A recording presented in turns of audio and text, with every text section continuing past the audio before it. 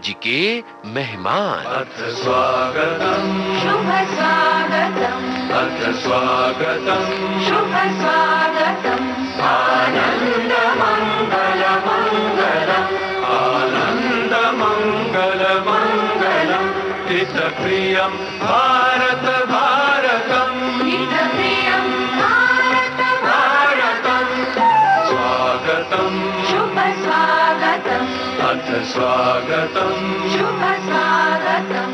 पुराने साथियों से बातें करना अपने आप में एक सुखद अनुभव है और यदि ये साथी कोई प्रसिद्ध व्यक्ति हो तो उनकी बातें सुनना आनंद की बात है।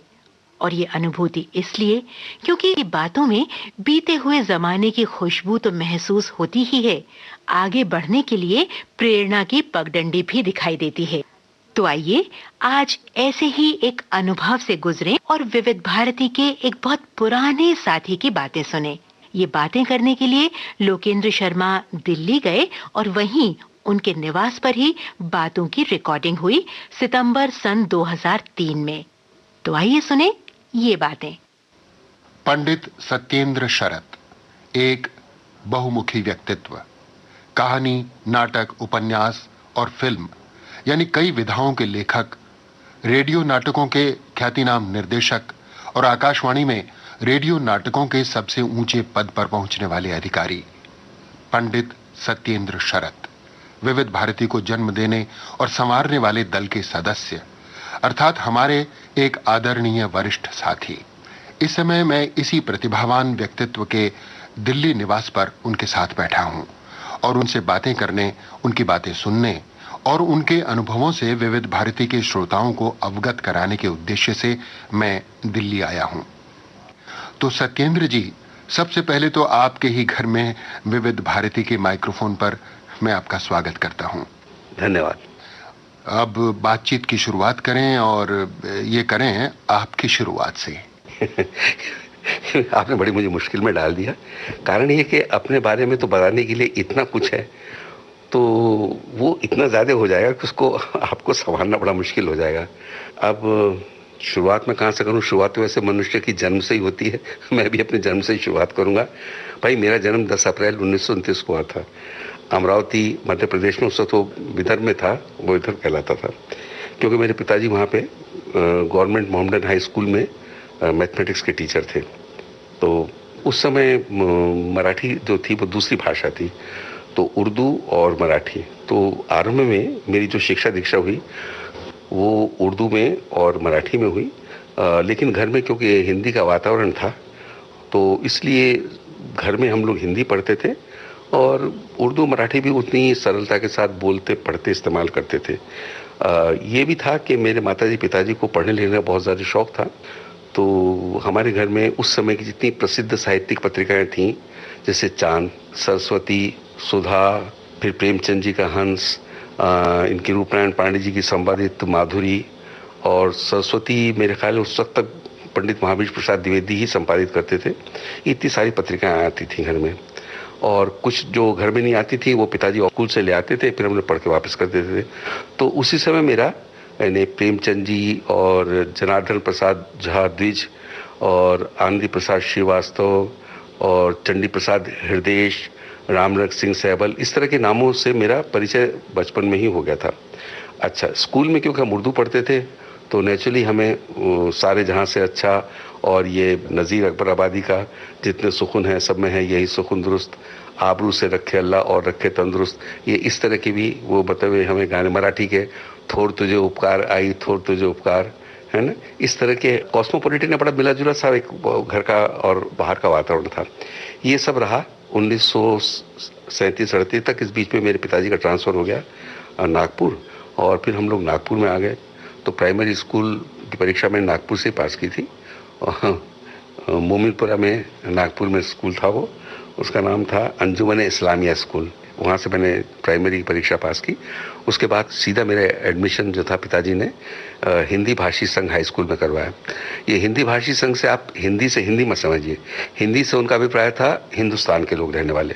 हिंदी भाषी संघ स्कूल में हिंदू लड़के भी थे, मुसलमान लड़के भी थे, ईसाई लड़के भी थे। और उस जमाने में मध्य प्रदेश में कुछ ऐसी विचित्र सी संस्कृति थी कि जिसमें ये कट्टरता इस प्रकार की नहीं थी कि एक हम लोग हिंदी हैं तो हम हिंदी पढ़ेंगे, उर्दू है वाले तो उर्दू ही पढ़ेंगे, ऐसा कुछ नहीं था। बहुत ही मिला जुला सा और सहिष्णुतापूर्ण वातावरण था। उस वक्त महत्व था क्योंकि हम लोग गुलाम थे अंग्रेज़ों के, और हम सब के सब लोग स्वतंत्रता पाने के लिए छटपटाते थे। अब आपको एक बड़ी अच्छी बात बताऊं, ये जो इनकलाब जिंदाबाद है, ये हम उस जमाने में गाते थे। इनकलाब जिंदाबाद, धन शोषण की क्रूर कहानी हमें रहेगी हमेशा याद। ए मजदूरों और किसानों, भविष्य के राजा हो तुम जानो। गाली गोली जब्ती जेल, जालिम के हैं अंतिम खेल। आज मुझे लगता है कि शायद ये जो इनकलाब जिंदाबाद की बात की लाइनें हैं, नागपुर के बाद से आज तक तो कभी उन गानों को मैंने कभी सुना नहीं। और मुझे इस बात का बड़ा दुख होता है क्योंकि मैं देखता हूँ कि गाली गोली जब्ती जेल ये तो आज भी हैं।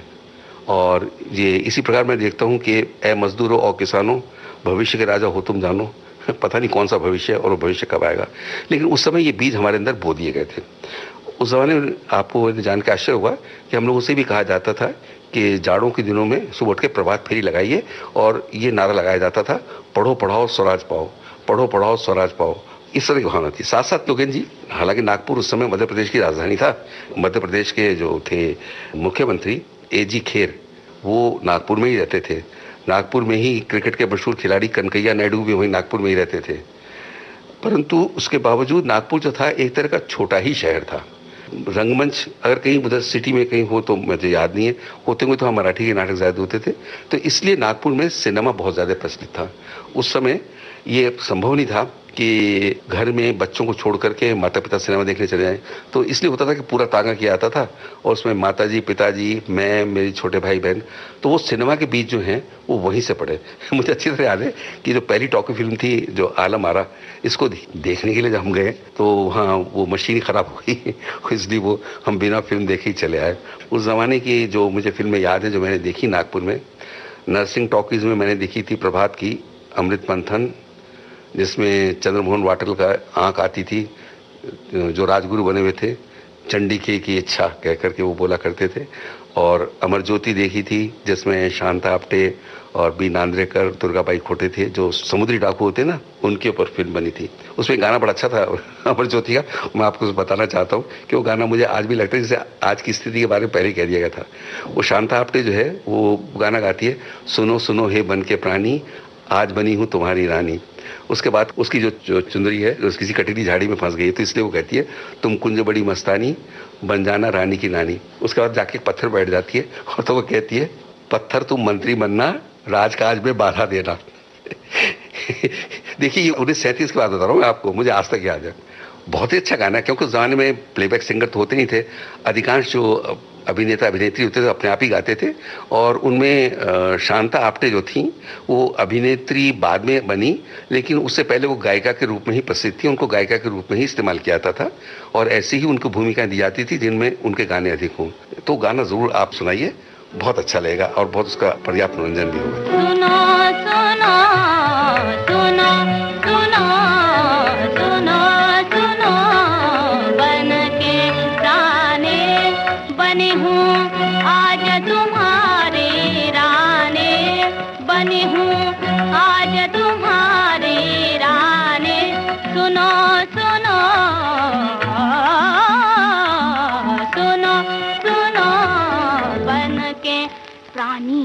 पत्थर तुम मंत्री बनना, पत्थर तुम मंत्री बनना, राजकाज में बाधा देना, राजकाज में बाधा देना, आप किया करना नादाने, आप किया करना नादाने।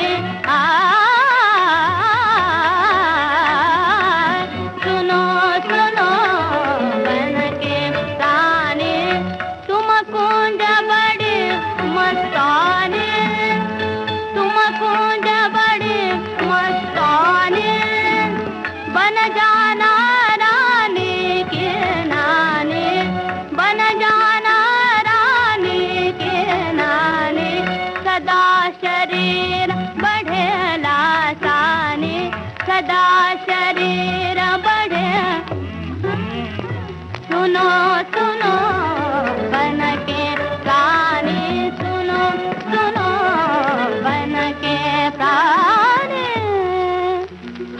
आपसे बता रहा था, देखिए कि मैंने जो जो फिल्में मुझे अभी भी याद है 37-38 में, जो मैंने अपने पिताजी के साथ देखी थी, माता जी के साथ देखी थी, उनमें मैंने नागपुर के रीजेंट टॉकीज में एक फिल्म देखी जिसका मुझे बहुत असर हुआ था। वो फिल्म थी प्रेसिडेंट। नितिन बोस जी ने डायरेक्ट की थी और उसमें के.एल. सहगल साहब, नवाब जी और कमलेश कुमारी और लीला देसाई थी। उसका एक गाना था, वो इतना अधिक स्वरूपिया था कि बच्चा बच्चा जो था उस गाने को गाया करता था, और वो गाना था एक बंगला बने न्यारा रहे जिसमें कुनबा सारा।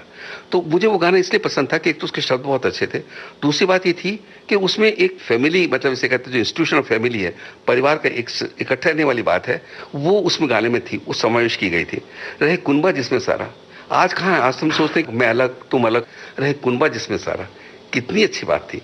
इसलिए गाना मुझे बहुत ज़्यादा पसंद है। अगर ये गाना आपके पास हो तो मैं चाहूँगा कि आप सुनवा दीजिए, क्योंकि जो हमारे अमर गायक हैं कुंदनलाल सहगल जी ने उसे बड़े प्रेम से गाया है, बहुत प्रेम से गाया है। एक बंगला बने न्यारा, एक बंगला बने न्यारा, रहे कोनो बाज सुने सारा, एक बंगला बने न्यारा, एक बंगला बने न्यारा, सोने का बंगला, चंदन का जंगला, सोने का बंगला, चंदन का जंगला, विश्वकर्मा के द्वारा, विश्वकर्मा के द्वारा, अति सुंदर प्यारा प्यारा, एक बंगला बने न्यारा, एक बंगला बने न्यारा, इतना ऊंचा बंगला होए मानो गगन का तारा, इतना ऊंचा बंगला होए मानो गगन का तारा, मानो गगन का तारा, मानो गगन का तारा, इस पे चढ़ के इंद्रधनुष पर झूला झूले चांद हमारा, भंडार होए लक्ष्मी के हाथों में सारा, भंडार होए लक्ष्मी के हाथों में सारा, पाए अब जी भर के सुख जिसने विपद उठाए, पाए अब जी भर के सुख जिसने विपद उठाए। सत्येंद्र जी, इस गीत को सुनते सुनते मैं सोच रहा था कि फिल्मों के प्रति आपकी जो रुचि है, आपका जो रुझान है, उसके संस्कार आपको बचपन में ही मिल गए थे। लेकिन क्या फिल्मों की विवेचना और आलोचना करने की समझ भी आप में बचपन से ही शुरू हो गई थी? लेकिन जी, एक बात बताना चाहता हूँ मैं, क्योंकि घर में वातावरण इस प्रकार का था कि फिल्म देख करके जब तांगे पे सिनेमा हॉल से घर तक लौटते थे तो रास्ते में फिल्मों के बारे में ही बात होती थी, और फिल्म जो देखी थी उसके बारे में बात होती थी।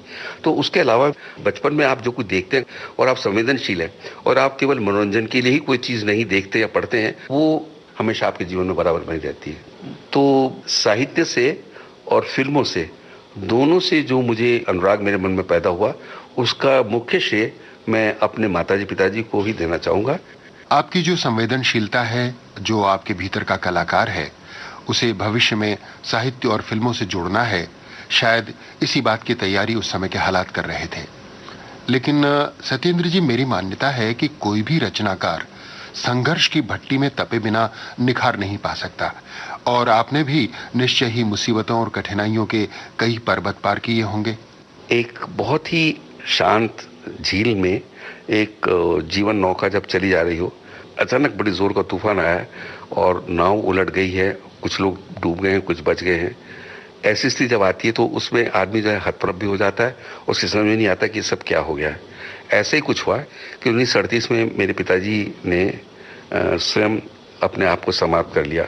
उसे कतिपय कारण थे, वो कदाचित बहुत ज़्यादा स्वाभिमानी थे और वो समझते थे जिस पद के लिए वो उपयुक्त व्यक्ति हैं वो पद उन्हें नहीं मिला, तो उन्हें इसके अतिरिक्त कोई रास्ता नहीं सूझा। उन्होंने नहीं सोचा कि मेरी माँ और हम 3 छोटे-छोटे 4 बच्चे, हम लोग, हमारे जीवन निर्वाह का क्या होगा।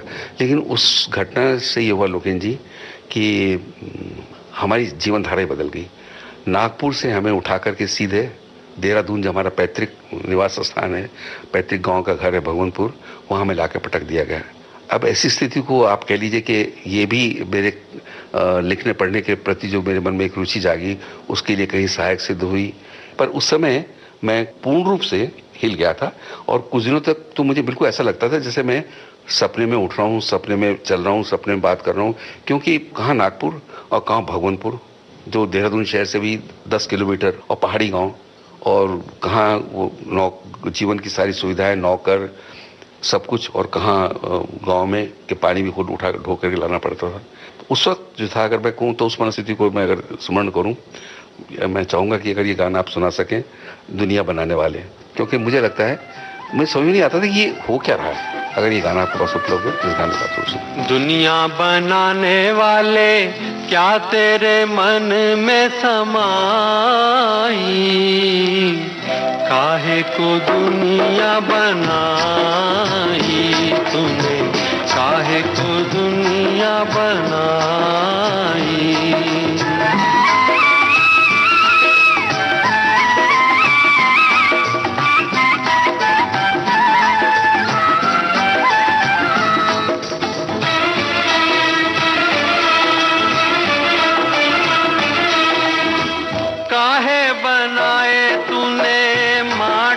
पुतले धरती ये प्यारी प्यारी, मुखड़े ये उजले, काहे बनाया तूने दुनिया का खेला, काहे बनाया तूने दुनिया का खेला, जिसमें लगाया जवानी का मेला, गुपचुप तमाशा देखे वाहर तेरी खुदाई, काहे को दुनिया बनाई तूने, काहे को दुनिया बनाई।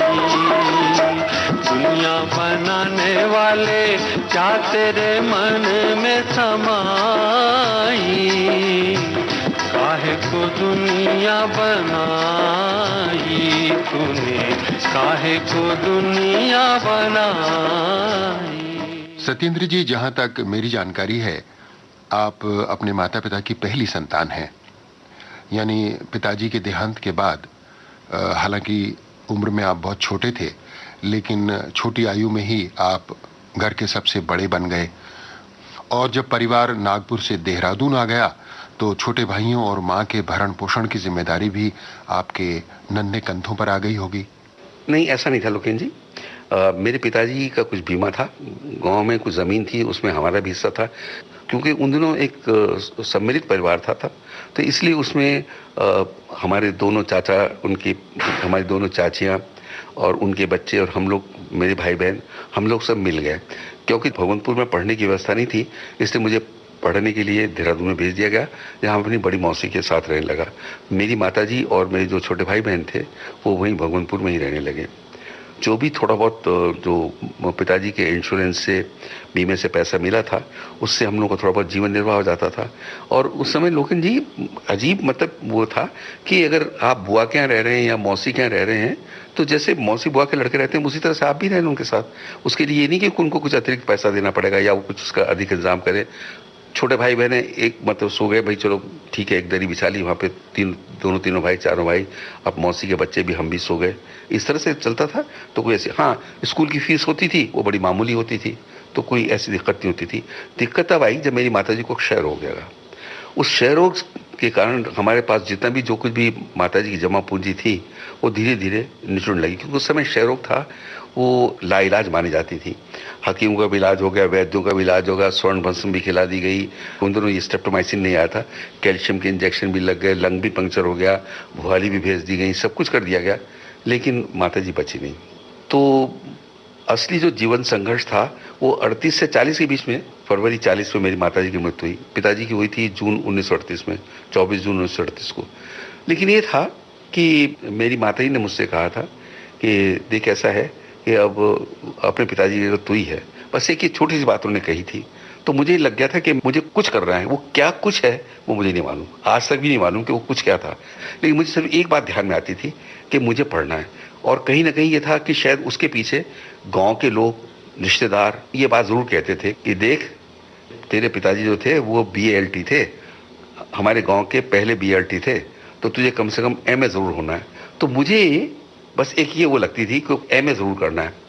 हालांकि वो MA करने से क्या, जैसे कहते हैं, दुनिया उलट पड़ जाएगी या क्या मेरे जीवन में या समाज में क्रांति आ जाएगी, ये मुझे कुछ नहीं मालूम था। लेकिन बस मुझे एक ही चीज़ स्पष्ट थी कि MA करना है, चाहे कैसे भी हो MA करना है। MA करूँ तो कदाचित मैं कुछ कर सकूँ या शायद कुछ बन जाऊँ या कुछ हो सकूँ।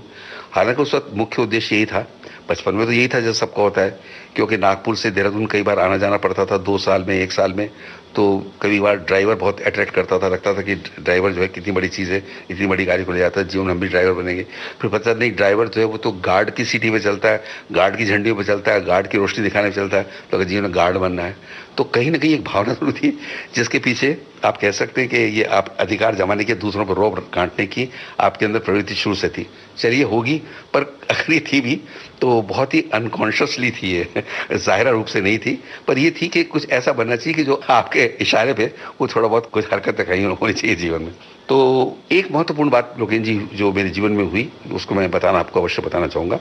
वो ये थी कि सुभाष बाबू को मैंने पहली बार देहरादून में जुगमंदर हॉल में, जो देहरादून की म्यूनिसिपल कमेटी का हॉल था, 1 मई 1940 को मैंने सुभाष बाबू को भाषण करते हुए सुना। और सुभाष बाबू भाषण क्या करते थे, वो तो आग बरसाते थे।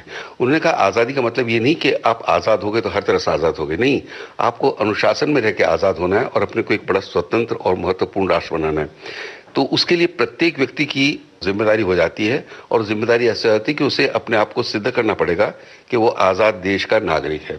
और जो भी हमें काम करना है उसके प्रति हमें ध्यान रखना पड़ेगा कि हम जो कुछ भी कर रहे हैं अपने देश के लिए हम कर रहे हैं। मैं आपको बता नहीं सकता कि उस भाषण का मुझ पर क्या असर हुआ। नेताजी का वो भाषण किस भाषा में था? हिंदी में, और ऐसी अच्छी हिंदी थी कि मैं बयान नहीं कर सकता आपसे। सुभाष बाबू का जन्म कटक में हुआ था, और सुभाष बाबू कटक में पढ़े थे, रेवेन्सा कॉलेज के पढ़े हुए हैं सुभाष बाबू। तो जो उड़िया और बांग्ला का मिश्रण था उनकी भाषा में, तो जो बोलते थे हिंदी भाषियों की तरह नहीं बोलते थे। लेकिन मैं आपसे प्रश्न करना चाहूँ कि जो कितने हिंदी भाषी हैं जो हिंदी प्रांतियों से ही हिंदी बोलते हैं, तो उसको देखते हुए उनका जो बोलने का तरीका था, मैं उसको बहुत आदर्श मानता हूँ, क्योंकि वो अपनी बात को कन्वे कर पा रहे थे, और ये अपने आप में बहुत बड़ी बात है। और इतना अच्छा उन्होंने भाषण दिया था कि मुझे लगा कि नहीं, ये जीवन जो है ये नष्ट करने के लिए नहीं है, इसको कुछ ना कुछ करना चाहिए। ये बात मुझे सुभाष बाबू की याद है। उस जमाने में ये हालत थी, देहरादून में वो थी कैंटोनमेंट, तो कुछ हिस्से ऐसे थे जो अंग्रेजों के लिए, टॉमियों के लिए आउट ऑफ बाउंड्स थे, परंतु कुछ हिस्से ऐसे भी थे जहाँ शहर में जो ये अंग्रेज लोग थे निर्भय घूमते थे। जब ये सड़क पे चलते थे, जो सीमेंटेड सड़क होती थी, हम लोग जो हिंदुस्तानी लोग जितने भी होते थे वो उन पटरी से अलग हट जाते थे। और एक बार मैं पटरी से नहीं हटा था, तो एक टॉमी ने जो बीच सड़क में जा रहा था वो मेरी तरफ आया, उसने मुझे कंधे से जोर से धक्का दिया और मैं नीचे गिर पड़ा था। शायद इन्हीं सब घटनाओं के बाद जब सुभाष बाबू का भाषण सुना तो मन में एक अजीब सी, मतलब एक क्रांति जाग गई, और ये लगा कि अगर ऐसे नहीं हो सकता है तो कोई और तरीका भी अपनाना चाहिए। यही समय था जबकि यशपाल जी जेल से मुक्त होकर आए थे, और यशपाल जी ने विप्लव निकालना शुरू किया था, और उस वक्त तक हमें क्रांतिकारियों के बारे में बहुत ज़्यादा इतनी रुचि हो गई थी। चंद्रशेखर आज़ाद, शचीनाथ सान्याल, रासबिहारी बोस, काकोरी केस के जितने लोग थे, ये सारी घटनाएं उन दिनों ऐसी बिल्कुल ऐसी लगती चलती थी, और इतना आकर्षण हो गया था इन लोगों के प्रति। ये इन लोगों की जीवन गाथाएं, इनकी रचनाएं, इनके बारे में पढ़ना लिखना, ये इतना रुचिकर लगता था कि मैं आपसे बयान नहीं कर सकता। उन चीज़ों का बहुत असर पड़ा मुझ पर। उस ज़माने के मैं एक बहुत अजीब क्रांतिकारी का मैं वर्णन करना चाहूँगा, जो बहुत ही उपेक्षित रहे, और अंग्रेज़ों बाद में तो हमारा अनाज मिलने पे उनको बेचारों को ट्यूबरक्लोसिस हो गया था, उसके बाद भी उनको गिरफ्तार करके जेल में उनको रखा गया था। उनका नाम था कॉमरेड रुद्रदत्त भारद्वाज। उनसे मेरा परिचय हुआ। वो तो बहुत ही, जिसे कहें, अंग्रेज, मुझे हिंदी में शब्द नहीं मिलता, फायर ब्रांड थे वो छिपने के लिए 2 दिन आए थे हमारे एक रिश्तेदार के यहाँ, वहाँ पे उनसे भेंट हुई। तो जिस तरह से वो सिगरेट पीते और जिस तरह बोलते थे, लेकिन उनका ये था कि वो बहुत ही घनघोर क्रांति के समर्थक थे। उनका ऐसा कहना था कि अगर इस प्रकार हम मांग करके आज़ादी लेंगे तो हम बहुत जल्दी जो है निकम्मे और व्यर्थ हो जाएंगे। जब तक हमें रक्तपात करके, हमें छीन करके हम आज़ादी नहीं लेंगे, तब तक हम आज़ादी का मूल्य नहीं समझ पाएंगे। उनका भी मुझ पर बहुत असर हुआ। इन सारी चीज़ों से मिलाकर के ना एक तरह की खिचड़ी बना दी कि मुझे सिनेमा भी आकर्षित करता था, क्रांतिकारियों को भी मुझे आकर्षित करता था, सुभाष बाबू जैसे लोग जीवंत जो नेता थे उनके सपने भी और उनके आदर्श भी और उनका जो आह्वान था वो भी आकर्षित करता था। उपन्यास भी आकर्षित करते थे। उस समय तक यशपाल जी ने लिखना शुरू कर दिया था, जैनिन जी ने लिखना शुरू कर दिया था, और भाई देहरादून में रामलीला होती थी रामलीला का भी बहुत प्रभाव पड़ा। फिर डीएवी कॉलेज में नाटक होते थे, साल में एक नाटक होता था पूजा के दिनों में। पहला नाटक जो मैंने देखा वो था डीएवी कॉलेज द्वारा किया हुआ सिंघल विजय। क्या बात है भैया, राय परमात्मा प्रसाद माथुर ने डायरेक्ट किया था, शिवलाल जोशी जी असिस्टेंट थे। उस जमाने में लड़के ही लड़कियों को रोल करते थे, तो कुएनी का रोल किया था हमारे एक मामा के लड़के थे चंद्रशेखर ओझा ने, बहुत अच्छा किया था।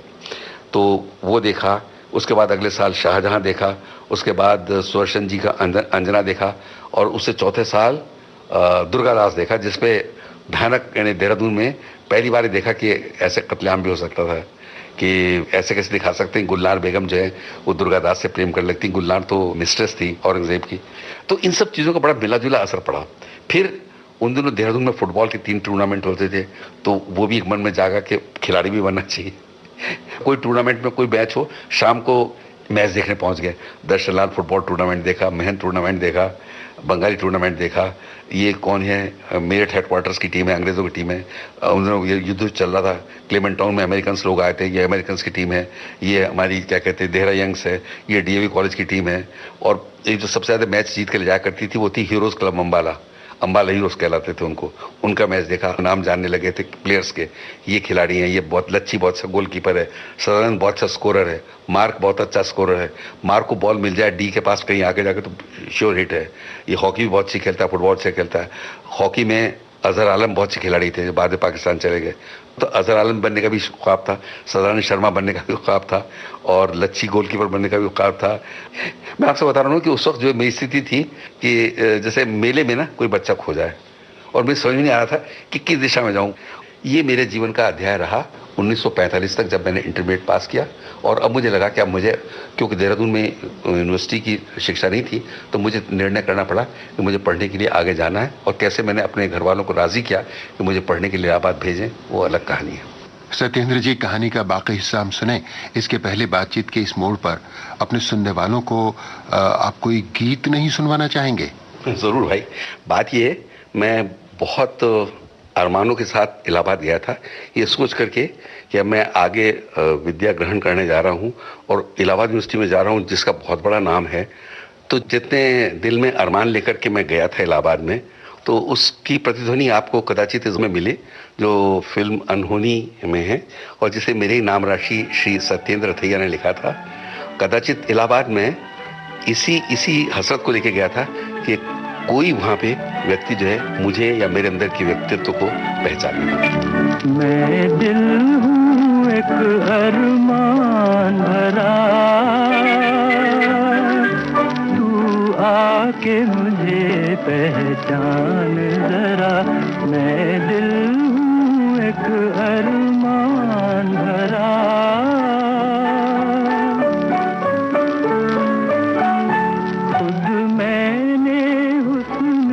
हाथों में शोखी का छलकता जाम दिया, गालों को गुलाबों का रुतबा, कलियों को लबों का नाम दिया, नाम दिया।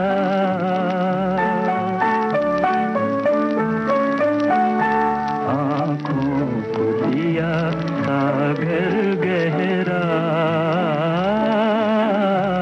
आँखों को दिया सागर गहरा, तू आके मुझे पहचान जरा। मैं दिल हूँ एक अरमान भरा। तो सत्येंद्र जी, इस तरह अरमान भरा दिल लिए आप जीवन की राहों में आगे बढ़े। और गीत से पहले जो आपने बताया था कि सन 1945 में आगे पढ़ने के लिए आपने देहरादून से इलाहाबाद आना तय किया, यानी अब नागपुर और देहरादून के बाद आपकी जीवन कथा में इलाहाबाद का योगदान शुरू हुआ? बंधु, इलाहाबाद ना एक तरह से मेरे लिए ऐसा हुआ जैसे किसी को सोते हुए को झंझोड़ा जाए। यहाँ से इतने बड़े बड़े लोग जो हैं, लेखक, कलाकार, अभिनेता, निर्देशक, संगीतकार, ये सब इस विश्वविद्यालय से बाहर निकले हैं और उन्होंने जाकर जीवन में बहुत कुछ किया है।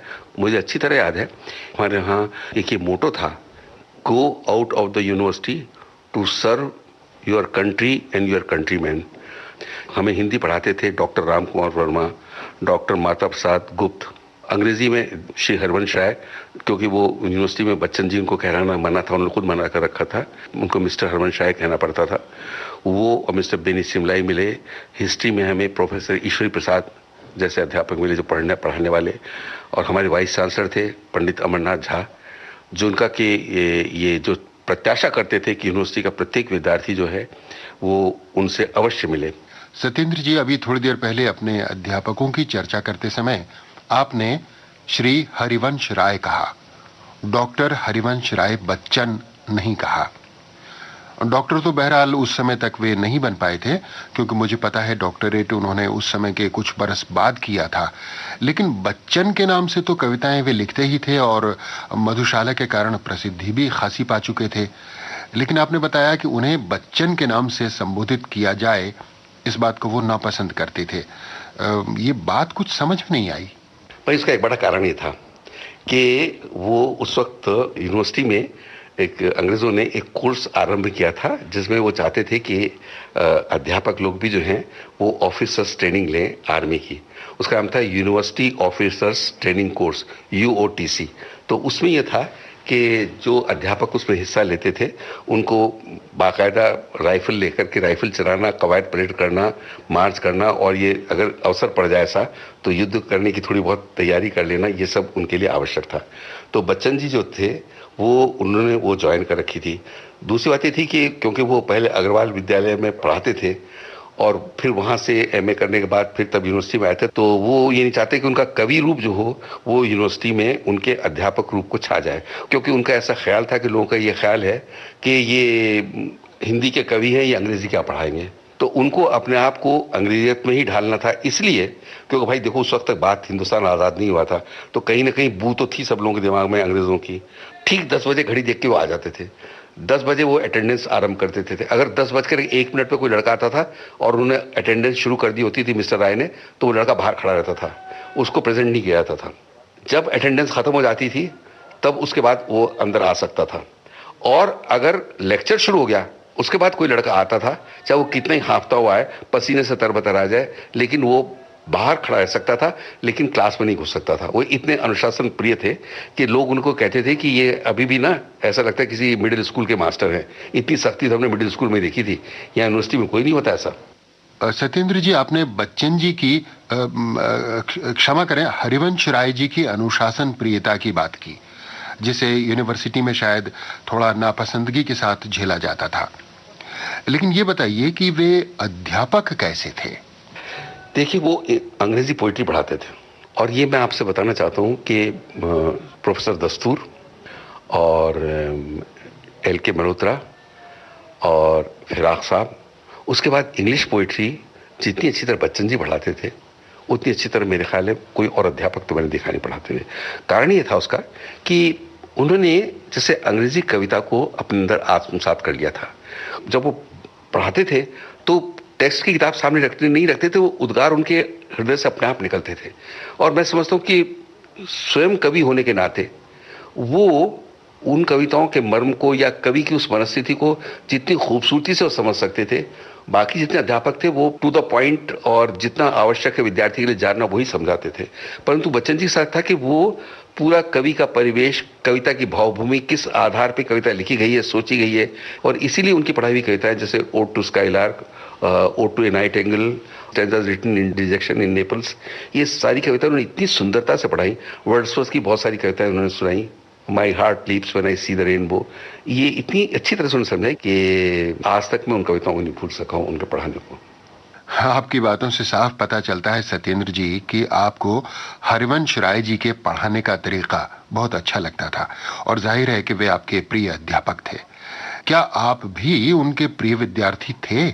मैं उनका प्रिय विद्यार्थी बहुत बाद में बना। उसके पीछे भी एक घटना है।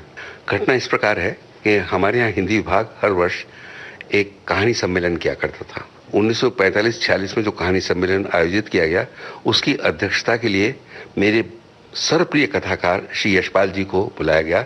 ये बात है 7 फरवरी 1946 की। तब मेरे मन में पहली बार ये विचार आया कि क्या मैं कहानी नहीं लिख सकता। तो मैंने प्रयास किया, 5 या 6 कहानियां लिख डाली। कुछ सुयोग ऐसा हुआ कि मेरे एक मित्र थे सोहनलाल वैश्य, उन्होंने दीक्षित प्रेस से कहकर के मेरी 7 कहानियों का एक संकलन नीलकमल नाम से छपवा दिया। बहुत डरते डरते एक दिन मैं वो नीलकमल लेकर के उनके घर गया। श्री हरवंश राय एडेल्फी में रहते थे उन दिनों। उन्होंने कहा कि कैसे आए हो, कोई स्टडीज में कोई डिफिकल्टी आ रही है तुम्हें? मैंने कहा जी नहीं, बहुत डरते। मैंने कहा मैं आपको एक ये चीज़ देना हूँ। तो बड़े उन्होंने त्योरी चढ़ाकर, क्या है ये? मैंने कहा जी ये मैंने एक किताब लिखी है कहानियों की। तुमने कहानियाँ लिखी हैं? देखूं। देखी। उसके बाद अगले दिन को एक पत्र मुझे मिला। तुमने अपनी भूमिका लिखा कि ये साधारण कहानियाँ हैं। भाई मैं तो उन्हें रात को पढ़ने बैठा और बिना पूरी पुस्तक समाप्त किए मैं सो नहीं सका, लेकिन इसमें बहुत सारी गलतियां जिनके बारे में तुम्हें लिख रहा हूँ। आशा है तुम इन्हें अन्यथा न लोगे और अपनी गलतियों में सुधार करोगे। खैर, ये तो पत्र आया। लेकिन दूसरे दिन जब हम क्लास में गए तो बच्चन जी ने, ये पहली अजीब बात है कि मिस्टर राय ने क्लास में कहा कि प्रिय विद्यार्थियों, तुम लोगों को जानकर के आश्चर्य होगा कि हमारी क्लास में एक बहुत अच्छा कहानीकार भी है। भाई साहब, आप विश्वास कीजिए, मेरे तो पसीने आ गए। फरवरी का महीना था, मुझे अच्छी तरह याद है। ठंडे पसीने दौड़ गए मेरे कि हे भगवान, अब ये मैं जो सबसे पीछे बेंच में बैठता था मैं, अब ये मेरी तरफ उठी। तो उन्होंने कहा अच्छा, हरवंश राय साहब ने कहा मैं बताता हूँ वो कहानीकार कौन है। वो बैठा है पीछे, उसका नाम है सत्येंद्र पाल शर्मा। उस वक्त मैं सत्येंद्र पाल शर्मा ही था और एमए तक सत्येंद्र पाल शर्मा ही रहा। ये अलग बात है कि लिखते समय मैं सत्येंद्र शरत लिखता था, लेकिन था मैं सत्येंद्र पाल शर्मा। मेरे एमए की डिग्री में भी सत्येंद्र पाल शर्मा ही लिखा हुआ है। तो सब लड़कों ने गर्दन मोड़ के मेरी तरफ देखी। मेरे तो होश फाख्त हो गए। तो उन्होंने कहा कि नहीं, ये खड़े हो जाओ। मैंने कहा लो, कहानियाँ लिखी, कहानियाँ पसंद भी, अब सजा दी जा रही, खड़े हो जाओ। कहने लगे कि भाई इसकी इज्जत किया करो, ये तुम्हारे बीच में जो लड़का है ये बड़ा प्रतिभावान लड़का है, ये उन्होंने कहा। उसके बाद तो फिर उनसे जो जब कभी वो मिलते थे और उनके चेहरे पे एक कठोरता का भाव रहता था, उसकी जगह एक बड़ा मृदुल सा भाव आ गया और वो मुस्कुरा करके मैं और नमस्ते का जवाब दिया करते थे। उस वक्त मेरी स्थिति ये थी लोकेन कि मुझे लगता था कि मैं शायद एमए नहीं कर पाऊंगा। जिस दिन मैं विदा होने लगा था यूनिवर्सिटी से, उससे एक दिन पहले मुझे महर्षि दयानंद जी की घटना याद थी, क्योंकि मैं डीएवी कॉलेज देहरादून में पढ़ा हूँ। मेरी इंटरमीडिएट की शिक्षा मैंने वहीं से प्राप्त की है। तो वो एडेल्फी मुझे मिले, कहले क्या बात है। मैंने कहा जी ऐसा था कि दयानंद स्वामी जो थे वो उन्होंने अपने गुरु जी को देने के लिए वो कुछ लौंग लाए थे, तो मैं भी आपको ये लौंग देने के वास्ते आया हूँ, ये आप स्वीकार कीजिए, क्योंकि अब मैं अपने शहर देहरादून वापस चला जाऊँगा और मैं एमए करने के लिए जाऊँगा। तब उन्होंने मुझसे एक बात ये कही कि देखो सत्येंद्र, अगर तुम्हारे अंदर आग की चिंगारी है तो उसे बुझने मत दो। मैं तो तुम्हें ये राय दूंगा कि कैसी भी परिस्थितियां हों उनको कोशिश करो कि अनुकूल बनाओ, और अगर तुम्हारे अंदर इतनी संभव नहीं है कि तुम्हारे ये कि अनुकूल तुम उन्हें बना सको, थोड़ी बहुत और लोगों की सहायता लो। मैं वैसे किसी योग्य नहीं हूँ, लेकिन अगर कुछ सहायता मैं भी तुम्हारी कर सकूंगा तो मैं करूंगा, या कुछ तुम्हें बताऊंगा कि क्या रास्ता है। तो तुम लेकिन ये निश्चय कर लो कि तुम्हें एमए करने के लिए जरूर आना है। उन्होंने जैसे मेरे मन की बात कह दी, क्योंकि मेरे मन में तो बहुत शुरू से ये संकल्प था मुझे एमए जरूर करना है, मुझे एमए जरूर करना है। तो बच्चन जी ने या हरवंश राय साहब ने ये बात मेरे मन की कह दी। अचानक मुझे महसूस हुआ कि मेरे अंदर बड़ी शक्ति आ गई है। खैर, उन्होंने लौंग स्वीकार कर ली, लेकिन उन्होंने कहा कि ठीक है स्वीकार कर लेता हूँ, लेकिन बात यह है भाई कि इस मामले में जब बच्चन जी हिंदी बोलते थे ना तो अवधि मिला के बोलते थे, बड़ी अच्छी लगती थी उनको मुझसे हिंदी। और वैसे भी जब 2 साल बराबर अंग्रेजी उनके कान सुन के कान पक गए थे हमारे, तो उनका हिंदी में बोलना हमें बड़ा अच्छा लगता था। तो हिंदी में उन्होंने कहा कि भाई ऐसा है कि कबीरदास जी ने कहा है कि गुरु तो ऐसा चाहिए जो शीश से कुछ न ले, सीख भी ऐसा चाहिए जो गुरु को सब कुछ दे दे। तो ठीक है भाई, न तुम आदर्श शिष्य हो और न मैं आदर्श गुरु हूँ, लो जो तुम लौंग दे रहे हो मैं स्वीकार कर लेता हूँ। उन्होंने लौंग स्वीकार कर ली और उन्होंने जेब में रख ली। उसके बाद मैं जब देहरादून गया, बड़ा आश्चर्य मुझे कि एक लिफाफा मुझे मिला, अभी मेरे पास रखा हुआ है, कि फिर सत्येंद्र, मैंने तुम्हारा परीक्षा फल देखा और जानकर मुझे बड़ी प्रसन्नता हुई कि तुम उत्तीर्ण हो गए हो। और उसके बाद उन्होंने लिखा था कि तुम्हें याद है मैंने तुमसे ये निश्चय करवाया था कि तुम एमए अवश्य करोगे। देखो अभी तक तो परिस्थितियाँ ऐसी नहीं है, लेकिन तुम अगर इलाहाबाद आ जाओगे तो देखेंगे तुम्हारे लिए क्या कुछ किया जा सकता है। वो चिट्ठी मैं लोगों को दिखाता फिरा, और उस चिट्ठी के बल पे ही मैंने अपने चाचा जी से कहा, जो कि बिल्कुल उन्होंने तय कर लिया था कि मुझे एमए करने के लिए इलाहाबाद नहीं भेजेंगे। मैंने कहा देखिए, जो मेरे अध्यापक हैं ये उन्होंने मुझे चिट्ठी भेजी है, तो उन्होंने कहा कि भाई तुम्हारी जो है ना शुरू में इलाहाबाद जाने का खर्चा तो मैं दे दूंगा, लेकिन वहाँ तुम कैसे अपने आप को रखोगे या उसकी फीस, उसका प्रबंध तुम्हें करना पड़ेगा। मैंने कहा ये प्रबंध मैं कर दूंगा। बच्चन जी तो पहले काम ही किया, जब मैं इलाहाबाद पहुंचा देखे मुझे बड़ा खुश हुए कि तुमने एमए ज्वाइन करने की सोच ली है। तो मैंने कहा जी हाँ। तो बच्चन जी ने मुझसे पहला काम ये किया कि तुम आ गए, बड़ा अच्छा किया, तुमने एडमिशन ले लिया। ऐसा करते हैं, ये भारतीय ज्ञानपीठ वाले जो है साउथ जैन लिमिटेड, ये एक स्कॉलरशिप वो करते हैं, तुम एक प्रार्थना पत्र लिख दो, वो छात्रवृत्ति देंगे। मैंने हिंदी विभाग में दाखिला ले लिया। पर एमए में कुछ दिन पढ़ने के बाद पता नहीं क्यों डॉक्टर माता प्रसाद गुप्त मुझसे इतने ज़्यादा प्रभावित हुए कि एक दिन उन्होंने बुला के कहा कि तुम्हारी आय का कोई साधन है? मैंने कहा नहीं, कोई साधन नहीं है। कहने लगा अच्छा ऐसा है, ये मैं पत्र लिख के देता हूँ, ये हिंदी साहित्य सम्मेलन है वहाँ पे क्रॉसफेट रोड पे, वहाँ राम प्रताप त्रिपाठी जी मंत्री हैं, तुम उनके पास जाओ ये पत्र लेकर के। उस पत्र को लेके मैं गया तो राम प्रताप त्रिपाठी जी से मैं बड़ा डरता गया। वो देखने लगे मुझे, कह रहे अच्छा जाओ तुम्हारी नियुक्ति हो गई, कल से आओ। मैंने कहा अच्छा जी। मैंने पैसे कितने मिले? कह रहे लिख तो दिया डॉक्टर साहब ने, तुम्हारा कितना खर्च है? मैंने कहा 40 रुपये। कह रहे ठीक है 40 रुपये मिलेंगे तुम्हें। तो डॉक्टर माता प्रसाद गुप्त की कृपा से एमए की पढ़ाई का सारा प्रीवियस का तो मेरा हो गया। इस बीच में एक और घटना हुई, सितंबर या अक्टूबर 47 की बात है। एक दिन चपरासी एक चिट्ठी देके गया क्लास में कि मिलो। मैं गया मिलने, तो बच्चन जी जो थे, श्री हरवंश राय, जो गरजे और बरसे मुझ पे, कहने लगी कि तूने वो स्कॉलरशिप क्यों वापस कर दिए? मैंने कहा जी ऐसा है कि मुझे ये हिंदी साहित्य सम्मेलन में काम मिल गया, मैंने आपको बताया भी था। ये अनैतिक होता, जब मुझे वहाँ से 40 रुपये महीना मिल रहा है मुझे, तो मैं 15 रुपये की छात्रवृत्ति कैसे स्वीकार कर सकता था? ये छात्रवृत्ति किसी और जिसको आवश्यकता हो ऐसे किसी विद्यार्थी को मिल सकती है मेरे बदले में। तो वो मेरा मुंह देखते रहे, फिर कहने लगे कि अब तक मैं तुम्हें विद्यार्थी के नाते स्नेह करता था, लेकिन अब मैं विद्यार्थी के नाते तुम्हारा आदर भी करता हूँ। इस तरह से मैं उनके निकट आया। डॉक्टर माता प्रसाद गुप्त से मिलने से पहले और हिंदी साहित्य सम्मेलन में साहित्य सहायक का कार्य मिलने से पहले और बच्चन जी द्वारा मेरी सहायता किए जाने या मुझे स्कॉलरशिप दिलाने से पहले मैं एमए करने तो आ गया था, लेकिन स्थिति थी कि मैं हमेशा एक तरह से निराशा के ही भंवर में डूबता उतराता रहता था। मुझे लगता था कि कैसे होगा, क्या होगा। उस समय मेरी जो मनस्थिति थी उसका सही चित्रण, और जब ये मुझे साहित्य सम्मेलन का काम मिल गया उसके बाद जो मेरी मनस्थिति थी उसका जो चित्रण है, वो मैं अगर स्मरण करूं तो मुझे एक ही गाना ऐसा याद आता है जो मेरी दोनों प्रकार की मनस्थितियों का चित्रण बहुत सुंदरता के साथ करता है। वो है श्री के.एल. सहगल का गाया हुआ गाना फिल्म दुश्मन का, करूं क्या आस निराश भई। और जो दूसरा हिस्सा है उसमें कहा जाता है, वो कहते हैं कि कहो ना आस निराश भई। तो ये गाना जो है मेरी दोनों मनस्थितियों का चित्रण बहुत सुंदरता के साथ करता है। कदाचित उन दिनों ये रेडियो में कभी कभी बजता था और बी.एन. मित्तल साहब इतवार के दिन उसे बजाया करते थे अपने 1 घंटे के प्रोग्राम में। तो ये उन दिनों हम रेडियो पे इस गाने को बहुत सुना करते थे। करूं क्या आस निराश भई, करूं क्या आस निराश भई, करूं क्या आस निराश भई, करूं क्या आस निराश भई। दिया बुझे फिर से जल जाए, रात अंधेरी जाए दिन आए। दिया बुझे फिर से जल जाए, रात अंधेरी जाए दिन आए।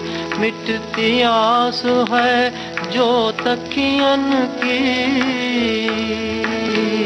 मिटती आस है जो तकियन की। समझो गई तो गई, करूं क्या आस निराश भई, करूं क्या आस निराश भई, करूं क्या आस निराश भई।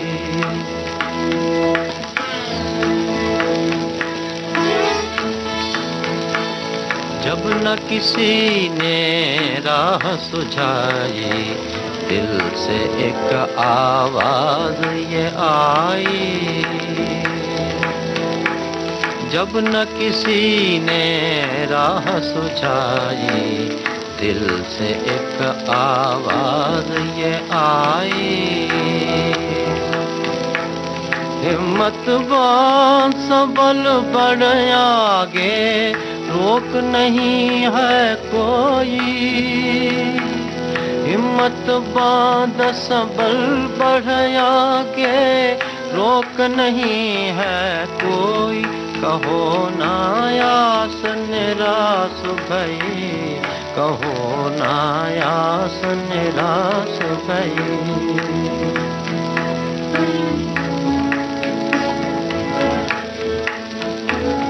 करना होगा खून का पानी,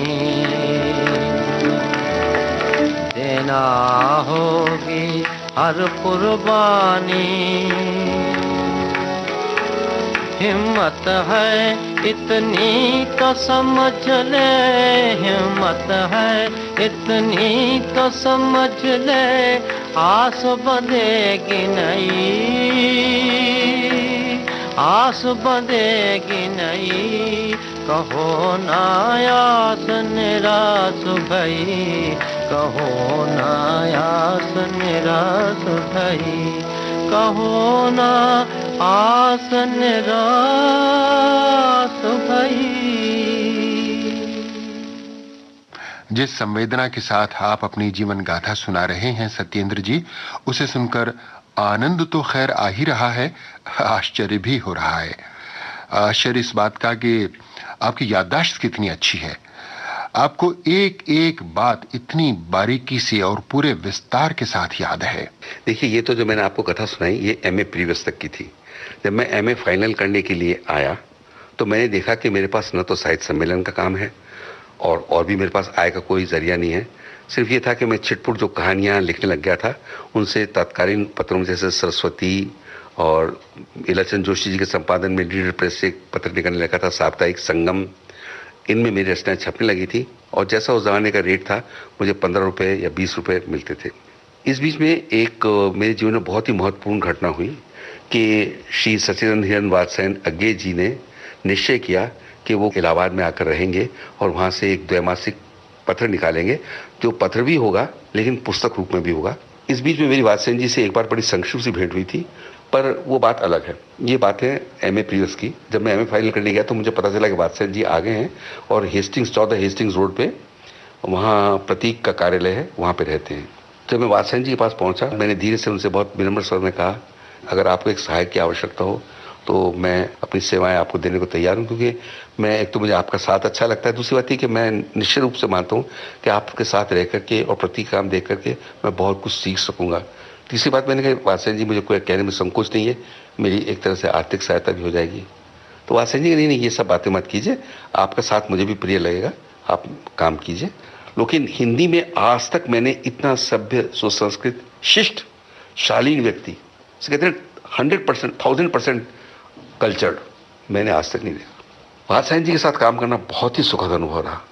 सत्येंद्र जी, बात करते करते आप थक गए होंगे, तो बातों को थोड़ा विराम दें और आपकी पसंद का कोई गीत सुन लें। महाराज ये बताइए, क्या मुझे ही कांटों में क्यों घसीट रहे हैं? आपकी पसंद का भी तो कोई गीत होगा ना, तो चलिए मेरे बहाने आप ही अपनी पसंद को गीत सुना दिए, क्योंकि मेरी आपकी पसंद काफी कुछ मिलती भी है। ये बिल्कुल सही कहा आपने। तो लीजिए, मेरी पसंद का गीत आप भी सुनिए और सुनने वालों को भी सुनने दीजिए।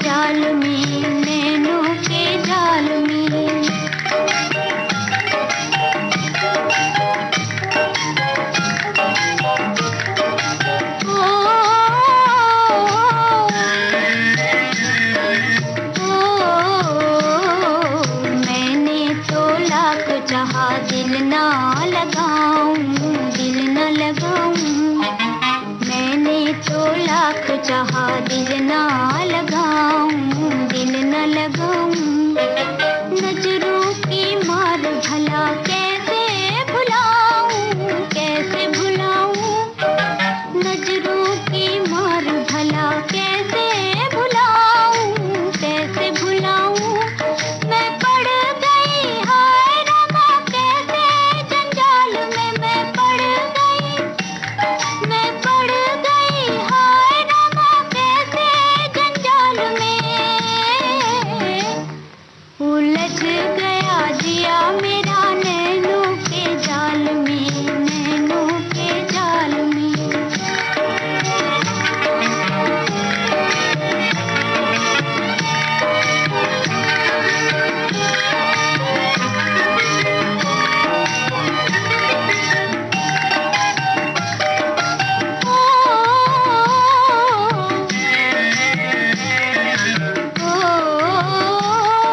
बैठी हूँ पिया तुझे मन में बसाए, मन में बसाए। बैठी हूँ पिया तुझे मन में बसाए, मन में बसाए। धड़के है दिल मेरा निंदिया न आए, धड़के है दिल मेरा निंदिया न आए। तू बस गया धीरे धीरे मेरे ख्याल में, तू बस गया धीरे धीरे मेरे ख्याल में। उलझ गया जिया मेरा नैनों के जाल में, नैनों के जाल में। बड़ी भोली थी आ गई मैं बालम की चाल में, उलझ गया। मेरी पसंद का गाना आपने सुन लिया सत्येंद्र जी, श्रोताओं ने भी सुना। उम्मीद है आपको पसंद आया होगा। लेकिन अब हम फिर से अपनी बातों पर आ जाएं। आप इलाहाबाद प्रवास की अपनी कहानी सुना रहे थे, तो इसके बाद क्या हुआ?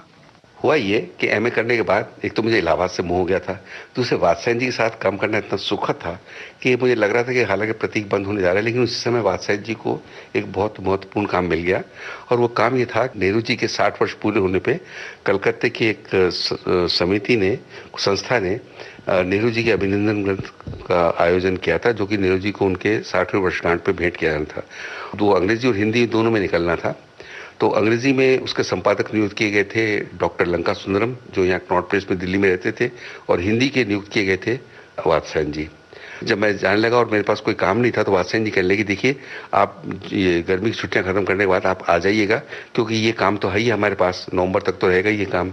इस बीच मैंने 2-3 जगह कॉलेज में लेक्चर के लिए अप्लाई किया था, लेकिन या तो मेरी प्रार्थना पत्र को ध्यान नहीं दिया गया, या जब एक आध इंटरव्यू में बुलाया गया कुछ ऐसा समझा गया कि कदाचित मैं डिग्री क्लासेस को नहीं पढ़ा पाऊंगा, क्योंकि मेरा कद भी छोटा था और मुझे लगता है मैं लड़का ही सा था। तो खैर वो नियुक्ति नहीं हुई। तो और वात्स्यायन जी का साथ मुझे पसंद था, इलाहाबाद से मोह भी हो गया था बहुत ज़्यादा। नई नई साइकिल खरीदी थी मैंने बीएससी की, मुझे बड़ी अच्छी लगती थी। तो मैं फिर इलाहाबाद वापस आ गया। इलाहाबाद आकर के मैंने वात्स्यायन जी के साथ नेहरू अभिनंदन ग्रंथ में काम किया। और लोकेंद्र, मैं तब वात्स्यायन जी के जीवन का और उनके जो व्यक्तित्व का ये पहलू देखा जिससे मैं बहुत ज़्यादा प्रभावित हुआ, कि वो सुबह से 8 बजे से मेज़ पे बैठ जाते थे और शाम को 8 बजे रात तक निरंतर सिर्फ खाना खाने के लिए, नाश्ते करने के लिए उठते थे, और उतना ही मुझसे काम कर रहे थे। उन दिनों मैं उनके साथ फुल टाइम काम करने लग गया था, जिसके लिए मुझे वो 150 रुपये दिया करते थे। और जितने अंग्रेजी के लेखों का अनुवाद, जिनमें नाम मतलब अनुवादकों में धर्मवीर भारती, डॉक्टर रघुवंश, जगदीश चतुर्वेदी, इस तरह के नाम गए हैं, उन सारे अनुवादों को वात्स्यायन जी ने पूर्ण रूपेण आदि से अंत तक संशोधन किया। और वो कुछ दिनों तक तो मैंने वो उनके जो संपादित किए हुए वो लेख थे वो अपने पास रखे थे, लेकिन ये बात है 1949 की। अब ये आप 2003 में बात कर रहे हैं, वो कहाँ रहे होंगे मुझे पता भी नहीं, कहाँ पड़े हैं, शायद मैंने ही निकाल दिए होंगे।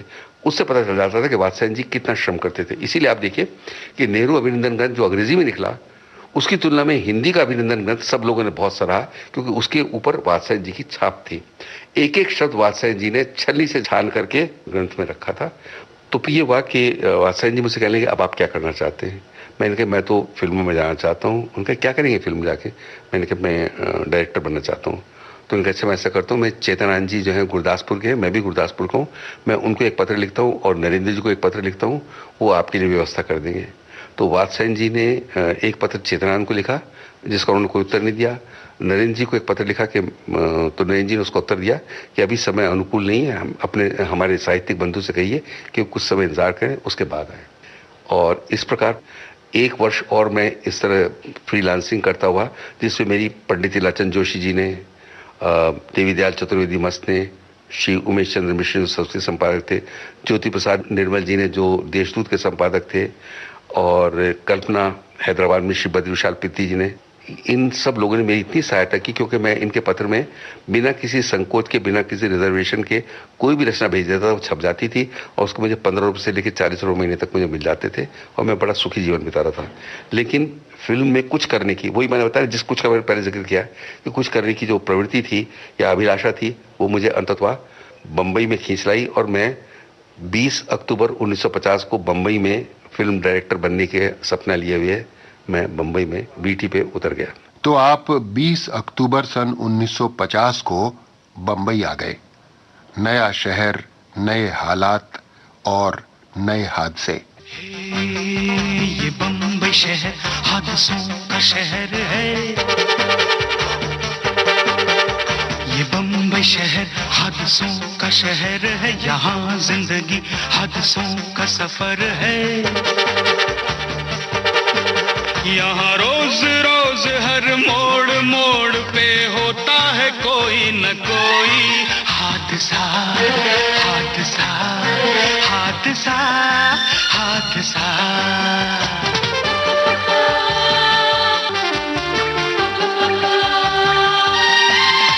यहाँ की खुशी और गम है अनोखे, बड़े खूबसूरत से होते हैं धोखे। बहुत तेज रफ्तार है जिंदगी की, है फुर्सत किसे कोई इतना भी सोचे। खुशी हादसा है, गम हादसा है, हकीकत भुलाकर हर एक भागता है। यहाँ रोज रोज की भाग दौड़ में होता है कोई न कोई हादसा, हादसा, हादसा, हादसा।